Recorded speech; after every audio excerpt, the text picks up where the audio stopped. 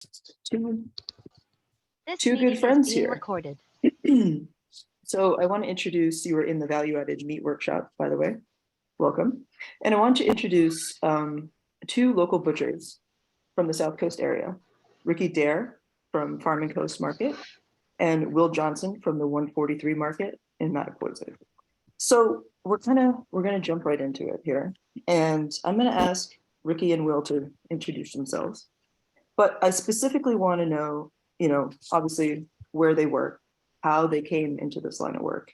And what we're talking about here is kind of nose to tail butchery. So Will, Ricky, thank you so much. Ricky, if you want to start, go to town. Sure. So my name's Ricky. I started working in this field, I don't know, in like 2012 at a restaurant up in Boston called the Washington Square Tavern. We started buying whole animals just as a way to work with local farmers and to just give us more options of things to do.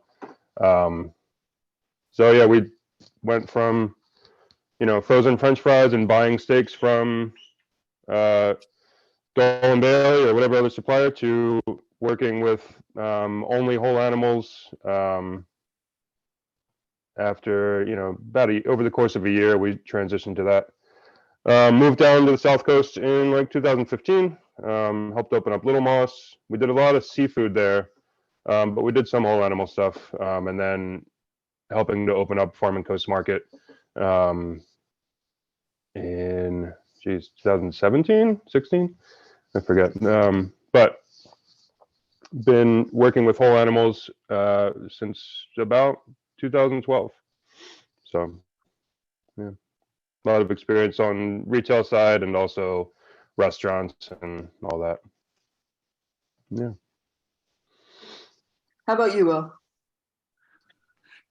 Hi, my name is Will. I'm over at 143 Market in Mattapoisett, and I've been cutting meat professionally for about 5 years. I was a professional cook before that for about 12. I got my start cutting up whole animals at Farm and Coast, actually, and Ricky is my mentor, was my mentor back then, and I took a bit of a sabbatical and found 143, and they ended up kind of making a job for me because they saw that I had experience in whole animal butchery. So they started bringing in whole animals, and they kind of tailored a job to me.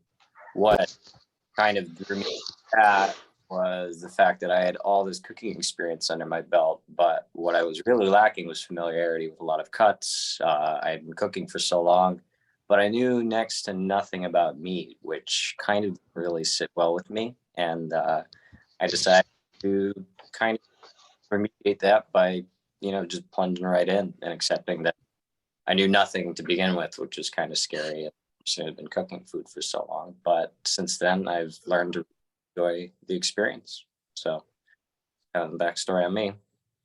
Yeah, I think I kind of want to touch into that experience side that you guys, as you're educating it, as you're learning, you're also very publicly like the face of the butcher counter. And so I'm curious, what are you specifically offering your customers when they come to you asking that, that infamous question in their minds, what's for dinner? That's their thought process as they're coming to you. So Will, when somebody asks that question to you, like, what should I buy? What looks good? How do you like approach that conversation?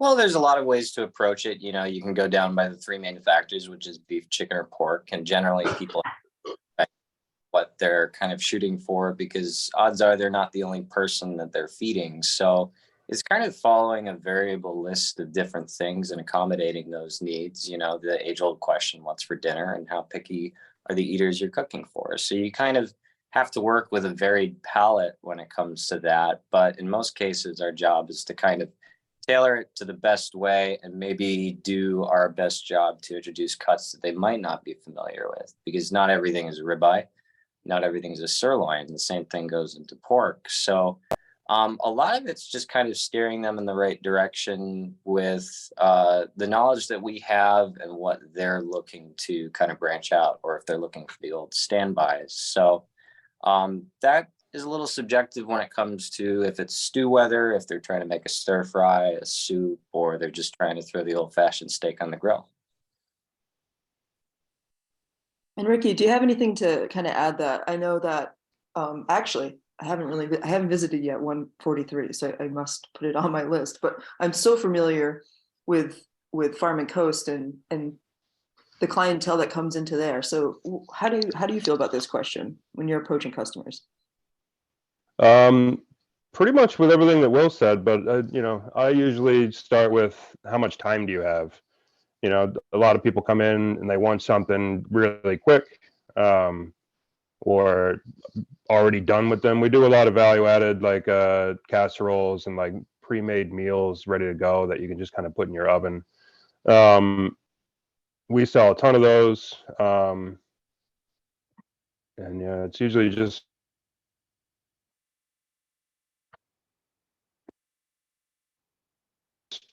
how much guiding them in the right direction to get the right cut of meat to cook with their doing. And when people are asking you, like when they're looking in the case, like talk to me a little bit about like what you're showing. Like you touched a little bit into like, obviously we're going to get into the how you use the whole animal, but I can't hear what you're saying. Oh, can you hear me now? Are you muted?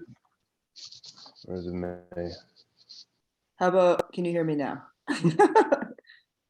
Will, can you hear me by any chance? Loud and clear. Okay, just checking. Sorry, Ricky. Well, I'll ask Will while Ricky gets back on board. What are you like displaying and what are you trying to get ahead of with the customers in terms of like what kind of conversation do you want to already have in place for when they're coming in the door? Well, thankfully, we have a pretty robust social media platform between Facebook and Instagram, and in most cases, being a younger generation person, to, I guess, wordage in a lot of cases. And in most cases, we try and keep 2 to 3 rotating things out of our case, because there are a lot of people that come in for, the usual, but then there are people, we have a large batch of customers that come every week just for the fact that we have such a kind of rotating, robust selection of things. And that really depends on get in or what needs to be used up. And or whatever I'm feeling. If it's cold and one day I wanted the soup, I'll push French onion sausage soup. Soup sausage. And it just highlights and plays on the seasonal availability. So we kind of keep more of varied products that you don't want to be too overt when it comes to new products. You don't really want to you don't want to be the used car salesman, like, I got this floor model, but this is really good. And the saving grace of that is there's transparency, and that's the glass of the case. So they can kind of peruse, figure out what they would like. But I think a rotating roster selections really help with that for people to kind of come to a lot of, they'll walk in and they didn't even know that they wanted it, but then they see it and then they get it. No, I love that you're building the trust. You're displaying something maybe new, but you're having familiar items, a little bit new, but like you're constantly developing that conversation with folks and like taking their information and producing something else the next week and the next week. And I what I really appreciate is just that continual learning experience, right? And kind of going with the learning theme, so folks, tell me a little bit about how you procure the proteins that you sell. And I know your focus is on local, so like, what does that mean to you? So I was hired specifically to process local animals, and we've run into a couple difficulties with sourcing pork, just because that it wasn't always coming in at the quality to the price that we would be asking the customers. So in a lot of cases, I think these are bigger subjects that can broach upon that. My main focus primarily as of right now is on beef, and we have a relationship with a farmer out in Rochester. So the furthest I believe this cow goes would be Rhode Island, and then it's right back to basically down the street from where we are. And I focus primarily on that. And we try, just because of demand, we also bring in Neiman Ranch, which is a pretty sustainable and ethical group of farmers on the West Coast, I believe, that work with cooperatives of farmers out there. So we try and offer a wide variety of selections, not just local as well, just because of availability and during the summertime to keep up with demand. Yeah, I can't imagine what it was like in peak season to kind of stick with using local farms, keeping customers happy, that lovely balance. Ricky, any chance you can hear me? Give me a thumbs up. All right, I think I'm back. I think I can hear you now. Oh, that's very cool. So Ricky, I was just talking to Will. We were just talking about particularly purchasing local. What are your procedures? Like, what are you looking for? What's your timeline? Like, kind of expand upon the process of buying local meat.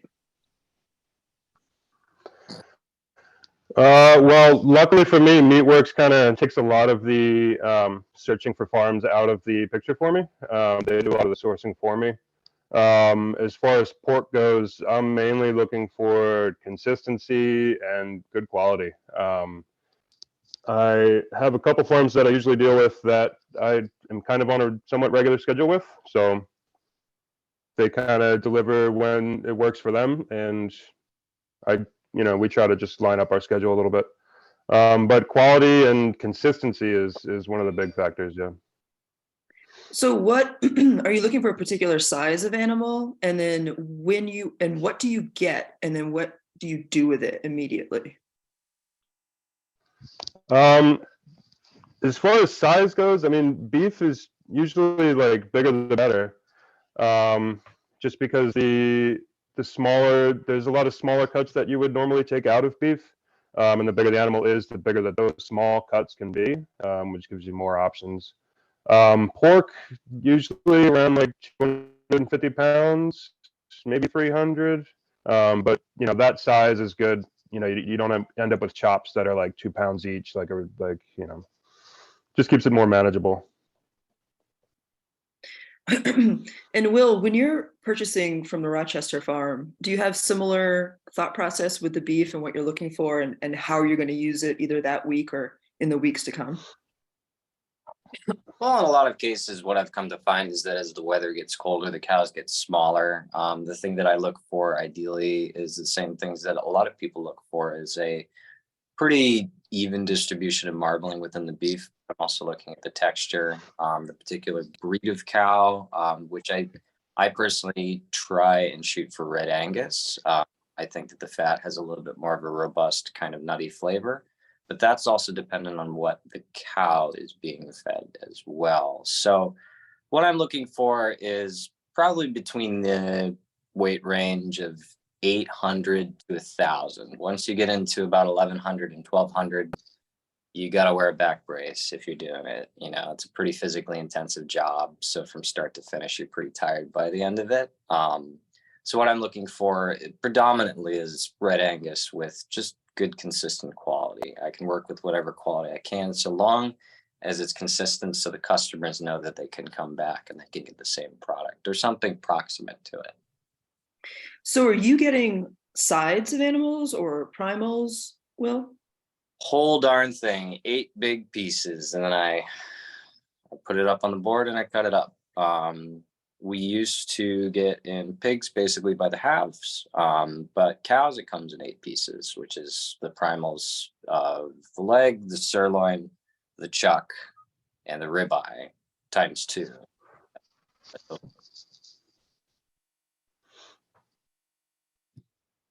Sarah, you're muted. Oh, sorry. What about you, Ricky? Is that similar? We get the whole cow, but Meatworks does a lot of the processing for us. They'll break it down into subprimals, and then we'll do all the detail work at the market. So it makes it much more manageable for us. Staffing is always an issue at the butcher counter at the Farm and Coast. So that takes out a lot of the headaches. We used to bring in whole stuff similar to how Will is. Whole legs, the whole cow, really, it's broken into 8 pieces. And and it just got to be a lot of work. So yeah, does that answer the question? Yeah, yeah. And I'm curious, as you're putting out the meat, what does that process look like? And are there things you know you're going to make value added wise that week out of the product? Like, I'm just curious about your thought process of like what you know is going to fly off the shelf versus what you know you're going to have to put a little bit of leg or a little bit of work into selling. Yeah, ribeyes and New York strips and stuff like that are always going to be easy sells.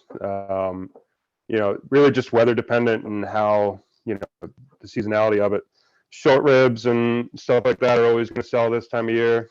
I'm always trying to find useful ways to deal with like beef shanks and cheeks and some of the stuff that people aren't so comfortable with. We usually deal with those in like pot roasts. Like this time of year, we'll do pot roasts or, you know, chilies, soups, stuff like that. We have a pretty consistent line of things that we make at the market all winter, and then summertime is, you know, everything changes and it gets a lot more grill heavy and more sausages and that sort of thing. Yeah, well, similarly, tell me like the timeline of like when you get these huge pieces of meat and what goes and what your thought process is and what you're going to use it with that week. So cow arrives on a Wednesday, and I generally try and process about half of it on Wednesday and kind of do a complimentary. By then, the case is empty, and then by the end of the day, the case is full, seasonally dependent. But right now, it's primarily pot roast heavy. Those go in the doors as a cryovac. But a lot of these steaks, for instance, I start at the beginning of the day with a chuck. And the first thing that's going to hit those cases, it's going to be ranch steaks, chuck eye steaks, Denver steaks, short ribs. And the list will kind of go on. In a lot of cases, if it's a grill heavy time, I try very little to try and put things into steak tips. I often try and urge people to buy the whole steak. In most cases, you're going to get better value per pound because that steak tips, they're kind of this malleable source of like, what is a steak tip? I was very skeptical of it until I was about 28, and I tried it. And even then, I still remained a little skeptical. I think that if people are going to be spending good money on beef, the last thing that you want walking out that door is a marinade's already been put on it. At most, salt and pepper, maybe a little garlic in my mind. So the seasonal changes, some of it is left to braising, but the beauty of a short, cut it thin, you've got Denver. So really it can change. And then by Friday, I'm doing the other half of the cow. So throughout the whole week, I have coverage, and I'm able to keep that case basically about 75% filled with local stuff. Wow. And I'm curious, just to stay on you, Will, how are you purchasing the animal, if you don't mind me asking? And how often do you purchase, you know, in this season, maybe less, but what does it look like in the summer? Like a beef cattle, for example.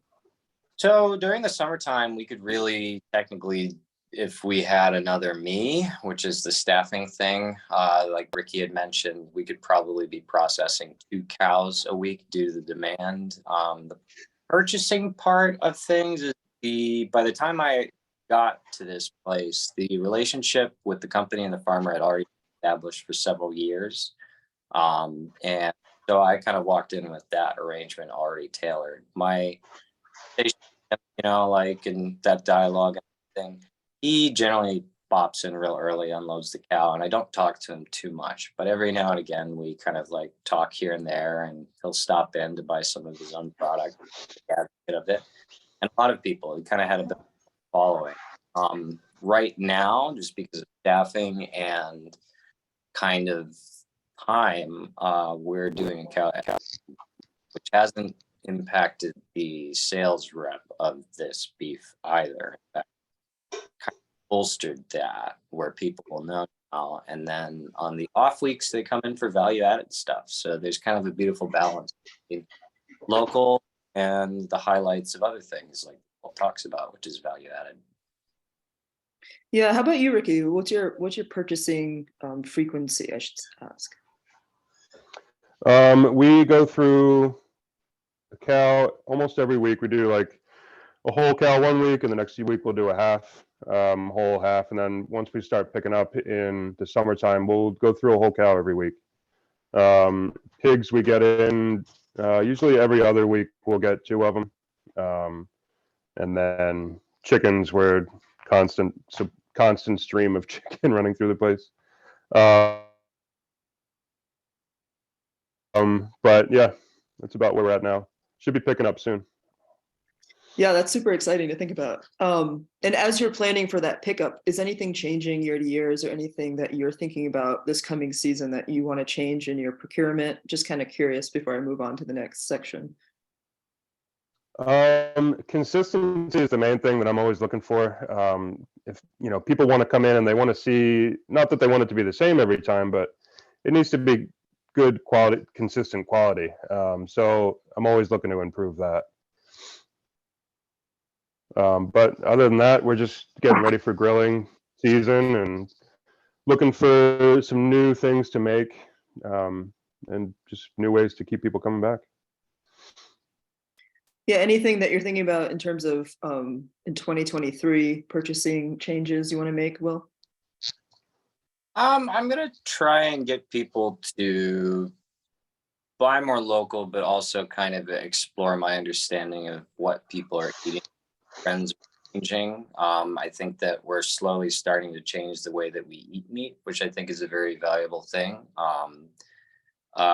I'm trying to focus more on fresher flavors if I am going to be introducing something that is value added to beef. Oftentimes, I really try to keep the beef unadulterated in that sense. My value added experience often pertains to pork, whereas the local meat and everything, I try and really accentuate the fact that it's good quality beef. I really try and drive that home with customers. At most, maybe I'll roll a bavette with some garlic or butter or something. In the summertime, a chuck roast is a little bit harder to sell, but if you can stuff it full of onions and you could say you could throw it on the smoker, you're already tapping into a demographic that is very, very popular in the summertime. So I think the difficulties with a cow at times is what do you do with all these bottom rounds when pot roast weather is gone?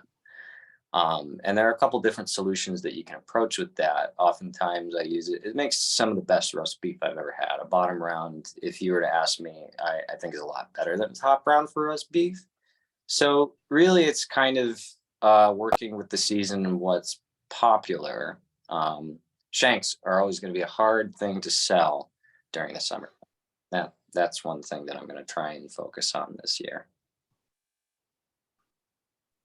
Yeah, I think that's really interesting in terms of, can you tell me a little bit more about the value added that you work with pork?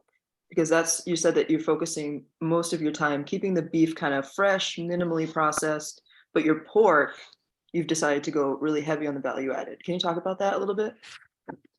Well, not all fats are created equal. And the prime example is that beef fat doesn't emulsify as well as pork fat. There's a quality to pork fat that makes it kind of the ideal candidate for sausage making in the sense that lean ratio along with your fat, it's going to create a protein matrix. Essentially, when you introduce salt to protein, it goes from this to this. And then when you mix it, it goes into this.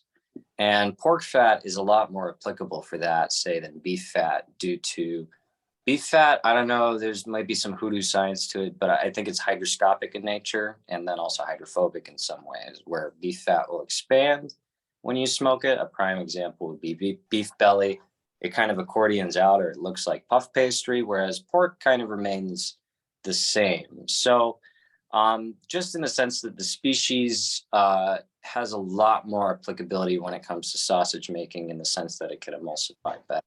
So for a platform, I think pork would be a superior candidate for sausage making, just in the sense of that. And then you can kind of go from there and really go kind of wild with the flavors if you want, or you could just go really simple like salt and pepper. It just depends on what you're going for and what people want to buy. No business would be in business if it wasn't for the customers. So I generally, form a lot of relationships based with the customers. And oftentimes when people ask like, wow, that was a really good sausage, I will have just been forgetting about it. And then I'm like, it'll be here next week. And that kind of builds this thing where people are like, what about that street corn sausage? Like, oh yeah, that old chestnut. And then I tell them it'll be back next week. And that kind of creates this return investment for the customers as well. You're kind of building this thing with them where dinner is a little bit more special. It's a little bit more highlighted, and it adds a little bit more variety, because oftentimes I see a lot of customers coming in and they don't know what to get. They're kind of flabbergasted. So you kind of have to like put your arm up on the counter and like, well, I'm here to help you out, what they pay me to do. And this is the customer service side of things. So I think in a lot of cases, the value added, and then the person behind the counter, if you got cooking experience as well, it's only going to help people, And I think that's the main part of this job that I really enjoy, is that I've been there before. I didn't know what to cook, and I don't want to cook ramen noodles tonight. So like, what am I going to do?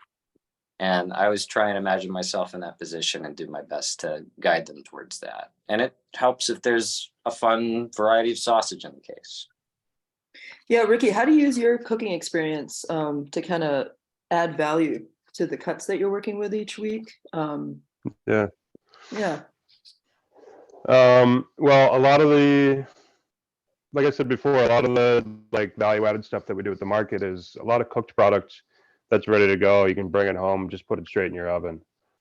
So, a lot of my previous experience kind of gets turned into that, whether it be bolognese or a pot roast casserole or shepherd's pie or something like that. We also do a good amount of charcuterie, some summer sausage and different pates and cured salamis and stuff like that. So a lot of the cooking experience gets just kind of spreads out across the whole place. Mm-hmm. So when you're like really in the weeds, for lack of a better word, and your ribeyes are gone, your other two kind of popular items are gone, you're not getting a shipment for the next week. Like, how are you guiding that customer that comes in that is your regular, you really want to help them figure out what they're going to feed these important people coming this weekend? Kind of like, what's your conversation, Ricky? Like, where are you guiding them to like that cut that's good? Oh, sorry, Ricky. While Ricky comes back on, do you want to take that question in terms of like where are you steering them? Is there a particular cut that you're trying to express as like the next cut, or is it more of like you hearing from them and kind of deciding what that next cut would be? Well, I think it's Sorry, I can't hear you. The needs of the customer and then what they're actually looking for, and that kind of compromise in between. I don't know, a prime example would probably be like, if I don't have a brisket, for somebody who's really dead set on smoking a brisket, but they don't necessarily have the time, or I don't necessarily have it, I would probably steer them towards a tri-tip, a chuck roast, because odds are if it's hitting a smoker, then you can take something that will take kind of a slower cooking time. And if they're unfamiliar with it, they might be familiar with it, which would lead to a different avenue of conversation. But where I would step in is if they're unsure of it, I can give them the information that they would need about it, and I can assure them that it would be a tasty option as well. I think the difficult thing at times for the job of the butcher is to convince them that it's going to be tasty, because once it leaves, you're not really cooking anything unless you're doing prepared foods. But if you are selling them raw product or something like that, you kind of have to convince them and give them a bit of a pep talk. Like, it's going to be great. Just follow these simple steps. It's kind of that moment when they come back through the door, and, as a person that, assures quality and value, they'll come back in. They're like, so that track. And there's like this small moment of like where you're holding your breath, like, please don't let it be terrible. And then they ended up really loving it. So, it's kind of this thing where transparency, but also this dedication idea that you want dinner to be good, helps with that sale, especially if they don't have a cut, or we don't have a cut that they were looking for specifically. I think that's kind of the role that the butcher does, is like, I don't have this, but the next best thing from my experience would be this. Somebody really wants top round, like roast, I'll try and put them towards like picanha. They've never tried it, but a picanha is an extremely tasty cut. And oftentimes you can get as a repeat customer for something that they got, but they didn't get what they want.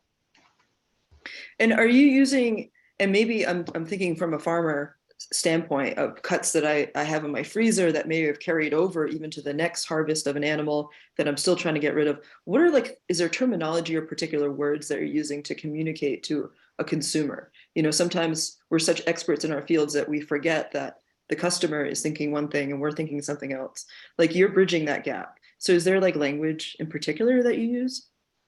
Oh yeah, I mean, I think a lot of different butchers use certain language to kind of create a bubble of accessibility, as I would call it. I'm a classically trained French cook, but I try not to use big words and terminologies with people. For instance, if somebody's wondering about, you know, the flavor or texture of a hanger steak, I will say it has a very rich quality, not oily, not greasy by any measure, but it is going to kind of coat your palate. Whereas something like a sirloin would have a cleaner finish, oftentimes leaner, a stronger sense of minerality behind it. For instance, what I would describe with a top sirloin steak is that you're not going to have the marbling and richness of a ribeye, but you're going to have kind of this clean, beefy flavor with a backing of, like, I don't know, undertones of iron or something. Minerality is a good word for it. Toothsomeness is better than chewy. It's not used, and oftentimes toothsomeness is more accurate. And then, you know, the other steaks, there's plenty of other wordage that you use to kind of talk it up, but in many cases, you don't want to necessarily overdo it. I'm a big proponent of under promising and over delivering in a lot of cases.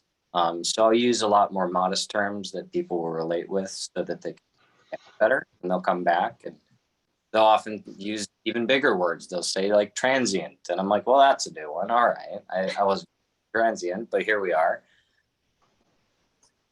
Yeah, Ricky, similar question. If you're talking to customers and you're kind of running out of all those like high end or the super high value cuts that have already sold out, where are you leaning folks towards, and what's your process there?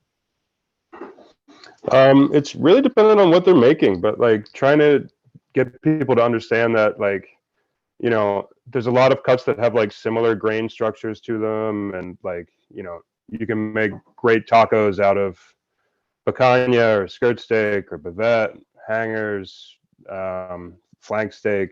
There's a lot of people that come in and they want a flank steak, and then you're like, all right, well, I don't have a flank steak, but I do have a flat iron. I do have some picanha, and just getting people to, you know, be open to trying new things. And that's a lot of where like trust comes in, you know, getting people open to trying new stuff. Yeah, Which can be tricky sometimes. I was asking from the standpoint of a farmer too. Like, do you have any advice as farmers are in the same kind of boat as yourself, where there are some frozen cuts that may not be or found less desirable? How are you describing these cuts to your customers?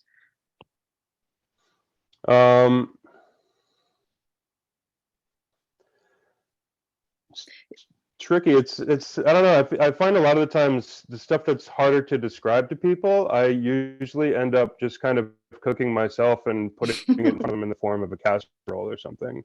Yeah, And that seems to be a much more reliable way to deal with it. that's a good point. And just kind of thinking about yeah. that.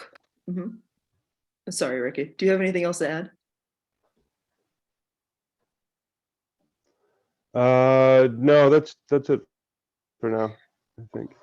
I was going to ask you guys about particular tools that you're utilizing. For example, I've seen in Farm and Coast, and I think at 143, you guys have a dry aging locker. Can you talk a little bit about adding that kind of value?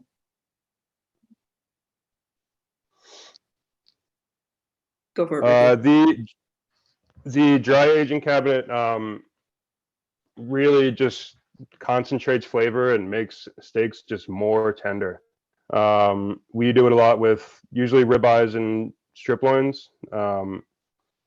It's been a really fun way to add a little bit more value to it and get like a much better flavor out of those cuts. It's a lot of good show too. People come in, they like to look at it, like to look at all the dates, and and do that sort of thing. So Yeah, well, any other descriptions as to kind of, you're so based on seasonality and you're so flexible with your culinary background to kind of educate people on how to cook items. There's this particular question about what kind of cooking methods you're inclined to per season. Do you have any thoughts on that? Per season, so you kind of spin the wheel and pick a time of the month. I mean, we do in the New England area have a pretty robust grilling season, and I have people that come in, they'll grill during this time and snow is falling. So you got a couple of guys, and you know, if it's not typhooning, then you can always grill. There are umbrellas. Season speaking, if it's cold out, I'm looking for comfort food myself, so I kind of use that as a good kind of sounding board for a lot of, you know, coming in shivering from the cold, and they probably got stew on their mind. I would probably put them right towards chuck or other things like that. Beef bourguignon. A lot of the times French classics will always kind of strike home true. It's, you know, the Lindy effect. Odds are if it's been around for 40 years, it's probably going to be around for the next 40. So old school classic French is what I would suggest. And when people come in for that, I always give recommendations based off of that. Jacques Pepin, Julia Child, really close to my heart when it comes to those classics. So really it depends on what people are feeling. And, you know, in this time, there are plenty of cold weather classics that you can go with. For instance, if somebody's looking for chicken, I got a really nice Crystal Valley. You can make a coq au vin with it, or you can, you know, you can spatchcock it. You can marinate it up. Just nice, cozy dishes to warm yourself up because the weather is not that great. In the spring, maybe something a little bit lighter. Maybe go for like a pork dish with apples. You know, it's a classic combo. Sage is always nice. There's really any which way you can go with it, and it's really up to the decision of the customer with the protein. So a lot of the job is working with the information that they're putting forth. Their heart's set on pork. You know, there's plenty of great to prepare that along with the seasonality as well. But right now, like last night, I had stroganoff on my mind, so I tried to with stroganoff, and it came out great. I was really happy with it. Beef stock we made in house, thicken it up with a little bit of roux, touch of sour cream at the end, egg noodles, and a trick that Ricky taught me in the restaurant was to take a little bit of your reserved pasta water or noodle water, mix it with some butter, and emulsify that with the noodles, a little black pepper. Yourself a taste. And Ricky, what kind of additional tools, or for example, Esther here was talking about a butcher book that she keeps on her table, maybe at a farmer's market, just to kind of show where cuts come from. Are you utilizing any like cookbooks like Will was talking about, or charts, or any extra suggestions that you're giving customers? I need to work on that. There's a good butchering book by Adam Danforth that I reference all the time. It's got great information on different muscle structures, like how like a shank varies from a cheek or different things like that. It's got a lot of good information in it. As far as other cookbooks go, there's a few of them that I'm drawing a blank on the names right now. Pork and Sons has a ton of good recipes in it. You know. Yeah, that's great. And so here's an example. Like Meatworks, we own a retail shop that sells local meat, and so I'm in a similar boat of you guys, but we don't do any value added. So it's been suggested that we purchase and have for sale in our store like meat tenderizers. How do you guys feel about particular tools, and are you suggesting anything to make customers' lives easier to like cook meat? Meat tenderizer is a great tool to have around. We have a Jacquard at the market that we use for a few things, but it's great for tenderizing. Take a bottom round or an eye round and make decent steaks out of it, or ranch steaks like Will was talking about earlier. It's a pretty useful thing to have around. Mallets are always good, but you can't really beat a good cast iron pan for. Yeah, anything else to add there, Will? There are a couple things to take into account when you are tenderizing something, just as kind of a leveling factor, is that when you punch a lot of holes in a steak, you know, there's that age-old thing, don't poke it with a fork, poking it with a lot of tiny forks. So the only thing that I would suggest for any customer that is looking to tenderize it, which is a very great way, a jacquard is a very handy little tool, although you might want to adjust your cooking times, especially since all the holes in that steak might leach out a lot of juices. It also speeds up the cooking process. So a steak that's been hit with a jacquard, for instance, is going to be a lot more tender, but it is going to cook a lot quicker because the heat's going to be able to pass through it. The permeability of it is going to change a little bit.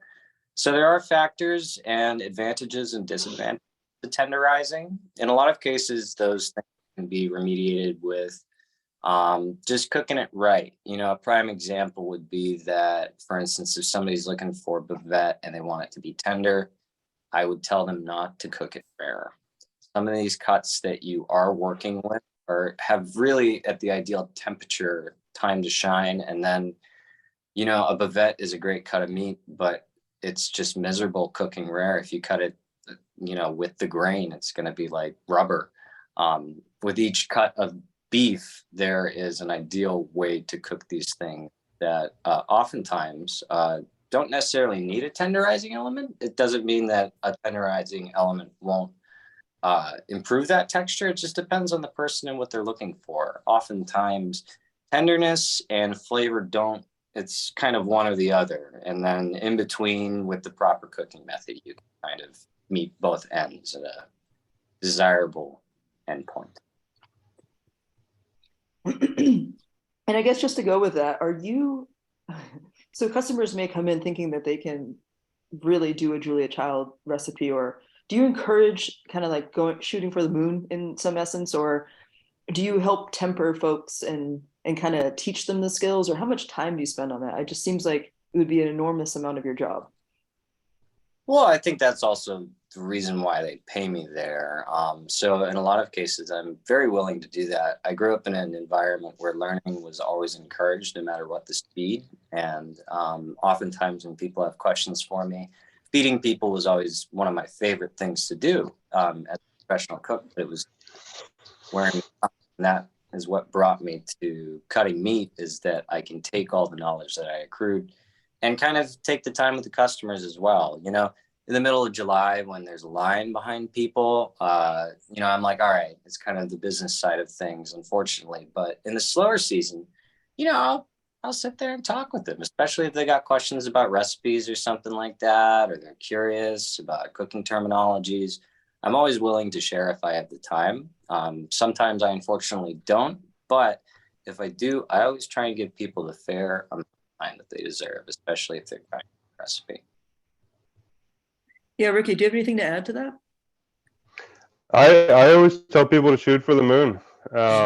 It's usually, if you have the time to spend doing it, it's usually not that difficult. You know, if you have somebody who can tell you how to do something the right way, and try to explain it in a approachable manner, it's, you know, more often than not, I have people come back that say, that was great. I'm going to do that all the time now. And they come back and they come back for that particular cut. So I'd say go for it. And it usually works out pretty well. So Will, you've specifically mentioned, and I just want to touch on both of you, one thought about a very, like a simplistic special meat dish that is top of mind. You talked about the stroganoff a little bit, Will. Is there something that a new customer kind of coming in, like I don't know, I'm looking for like that tip that you've been giving folks recently, or what the conversations recently have been like to cook like the best meat that they can? So I think that if you're in the vein of beef, there's going to be some classic combos that are just going to always kind of definitive tasty. And it kind of goes back to the Julia Child French treatment of a lot of different things, is that if they're looking to do a braise, you marinate short ribs in red wine, bay leaf, mirepoix, and you cook it low and slow. If you want that kind of rich unctuousness too, short ribs might not lend that, and you're looking for some marrow, I would tell them that shanks probably do a better job than short ribs, just because there's cheaper. I always try that, keep in mind that everybody's got a budget, everything costs money. And, the best thing I can tell people about food is, if they're looking for a braise and it's beef, it's red wine. With pork, you can either go red wine or you can go white wine. More often than not, white wine will be a more delicate flavor to go with it. But Worcestershire sauce, great with beef as well. Familiarity with ingredients like that in a working pantry will always improve that. So definitive can be somewhat subjective, but more often than not, the French preparation of things will steer you in the right direction for a tasty dinner. Yeah, how do you feel, Ricky? Is there conversations that come to mind recently, or kind of like the go-to recipes that you tell folks? I've been having a lot of people come up asking me about dry aged cuts, about dry aged steaks lately. And usually the go-to with that is salt and pepper, and just give yourself enough room to actually be able to taste the meat. Also, short ribs this time of year, get a lot of interest in those. So just getting people comfortable with it and, explaining to them how to do it so that they can go home and execute it well. But definitely a lot of braises this time of year. Are you seeing this as a fad, or is that the wrong word? Or are you seeing other fads that are happening right now? I don't see it as a fad. Yeah, it's just more popular in the wintertime, really. Short ribs and pot roasts and things like that. People are starting to get in more grilling cuts and stuff like that. Yeah. Will, are you seeing any like repeat questions or any sort of like, topic that you're taken away or surprised that everybody is asking the same question about? Well, we got a dry ager, so a lot of the conversations are about dry aged beef. And at first, I didn't really have that robust of a vernacular when it came to describing it. And now, after probably about, I don't know, a month of talking about it several dozen times a day, those are the kind of conversations I've been having a lot lately. There's a big demand for dry age. It seems kind of foreign and new to people. It's also kind of a hot ticket item online. I wouldn't necessarily call it a fad, but a lot of people are talking about it simply because they haven't tried it. I think it's a bit of a blue ocean in the New England area because there's not a lot of places that are dry aging. So bridging the gap with that, answering a lot of questions about that, I think it's here to stay, and it's been around for quite a while. New England hasn't really been the most permissible when it comes to dry aging. If you go out to the Midwest, it's a completely different story. It's a little bit more everyday kind of factor for them. But a lot of the conversations have been involving dry age lately. Yeah, that's really fascinating. We dry age, well, we only age for about 14 days at Meatworks. So it's interesting to think about what a locker would do. I think that's fascinating. And I have heard from customers recently, particularly at Farm and Coast, who are excited to try out a nice dry aged steak. So it's really cool. We do, in the last 10 minutes, I'm going to open it up for questions from the audience. And I'm just going to get to two of them right now that are here. There's a question about lamb and goat in particular. It seems like there's a lot raised in the area, but why is maybe the meat not as like readily available seemingly? Is that customer demand, or what are your thoughts on that? We used to we used to get lamb pretty frequently. We would get one, I think every week, if I remember correctly. We stopped doing it because the demand was kind of low and it was difficult to kind of, it just required a lot of extra processing. Price point already high coming in the door, and then the customer demand seemed relatively low. Goat is probably another good example of that. A lot of people are intimidated by it too, or they hear a lot of, I don't know, goat doesn't necessarily have a good reputation, although it is delicious. I like it. But. What's your experience, Will? Easter is the time to sell lamb, and every now and again you get Yeah. people coming for it, but it is not in demand as much as other things. On average, I would say with a regular sales day, about 30% of the total revenue is going to be beef within the whole store. But then you look at percentages and analyzations of that, you know, we aren't in the business of selling old product. So when the demand is low and you get a case of lamb in, and nobody's buying it for a week, it's just a time factor that we try not to worry ourselves with, because we try and concern ourselves with serving the freshest possible stuff. So seasonally speaking, we bring in lamb when the demand is there, which we have a pretty good kind of finger on the pulse for. Otherwise, we try and sparingly use it. We do use a lot of lamb shoulder. We try and keep a lamb option within the case. For instance, we were doing kefta. This week it was Ethiopian with preserved lemon, and we put it on sticks. Value added. Everybody loves things on sticks, so we kind of like started putting more things on sticks, and people love it. But I think shoulder is a great way of incorporating lamb into people's diets because it has the fat content and it also has a very robust flavor. But more often than not, like the rib loin chops, the sirloin chops, you'll get maybe 2 people in a week for lamb. It's just the demand intrinsically isn't that high. And I don't think a lot of the generation is eating a lot of lamb right now. So Interesting. There was also a question here, because you guys are in your own kind of kitchens and you have all the tools there and you're making a lot of value added products. Do you have, this is a question from Susan, do you have any recommendations of producers using meat and value added when they don't have a kitchen? And have you ever co-packed for others? Basically, what do you do? What do you do if you can't do value added? Sorry, my fingers were not working there. But if you can't do value added, is there somewhere that you can get it co-packed for you and then sell it? So can I get chicken soup, chicken pot pie, whatever made from the parts I'm having trouble selling, done for me? Do you guys ever do that? We have never done it at the market. We do also have a production kitchen now, so that would be something to think about. I'm not sure where you go for it. There's a place, Hope in Maine, in I forget where it is. It's in Rhode Island.